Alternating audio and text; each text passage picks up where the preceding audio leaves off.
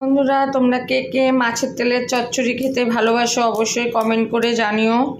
মাছের তেলের চচ্চড়ি করার জন্য কাতলা মাছের তেল, পেঁয়াজ কুচি, লঙ্কা কুচি আর আলু ভাজার মতন আলু কুচি করে নিয়েছি। ফোড়নে আমি তেজপাতা, কালো জিরে, শুকনো লঙ্কা দিলাম। একটু পেঁয়াজ কলি দিলে আরও খুব ভালো হতো।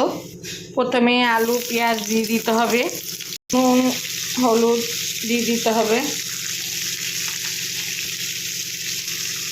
আমি এর মধ্যে একটু মিট মশলাও দেব। ভালো করে নেড়ে ছেড়ে আলুটা ঢাকা দিয়ে দিতে হবে। তো বন্ধুরা, এই দেখো সবজির গাড়ি এসেছিলো বাড়ির সামনে। পেঁয়াজ কলি আর পাইনি, পেঁয়াজ শাক পেয়েছি, তো পেঁয়াজ শাক একটু ধুয়ে কেটে নিলাম। এগুলো তোমাদের সঙ্গে দেখাতে পারলাম না। এবার আমি পেঁয়াজ শাক আর মাছের তেলের সমেত সব দিয়ে দিলাম। এই যে দেখো, পুরো ভাজা ভাজা নিয়ে নিতে হবে, এরকম শুকনো শুকনো।